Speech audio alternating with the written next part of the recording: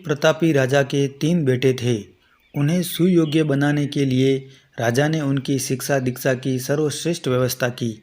राजा ने अपने बेटों को हर विद्या में बेहतर और परंपरागत बनाया। राजा चाहता था कि उसके पुत्र ही उसके राज्य की बागडोर संभाले।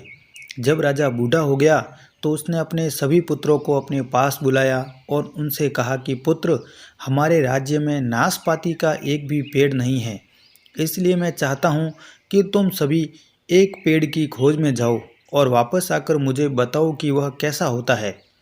लेकिन राजा ने एक शर्त भी रखी कि तीनों बेटे अलग अलग और 4-4 माह के अंतराल में जाएंगे, जिसके बाद तीनों आकर एक साथ प्रश्न का उत्तर देंगे। तीनों बच्चों ने एक साथ इस बात को स्वीकार किया।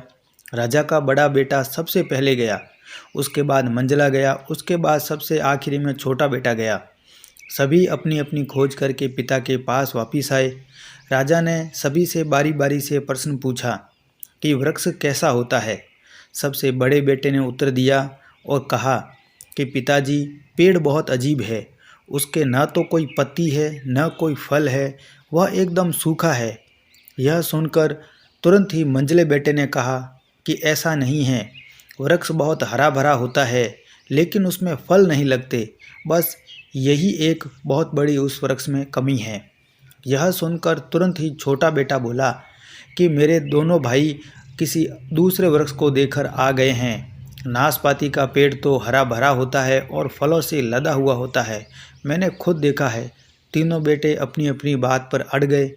तब उसके पिता ने कहा, जो तुमने देखा उसे ही सही मानो, वास्तव में वही सत्य है। तुम तीनों नाशपाती का ही वृक्ष देकर आए हो। जो तुमने बताया है वह उसी वृक्ष के बारे में है, लेकिन तुमने अलग अलग मौसम में उसे देखा है। राजा की बात सुनकर तीनों पुत्र एक एक दूसरे का चेहरा देखने लगे।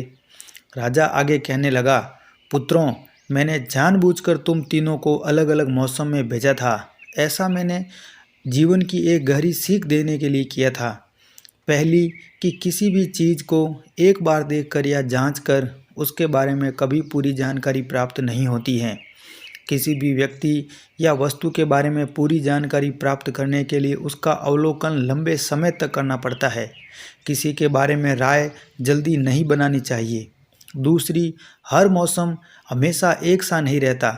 नाशपाती के वृक्ष पर जब भी मौसम का प्रभाव पड़ता है तो कभी वह सूखा, कभी हरा भरा हो जाता है।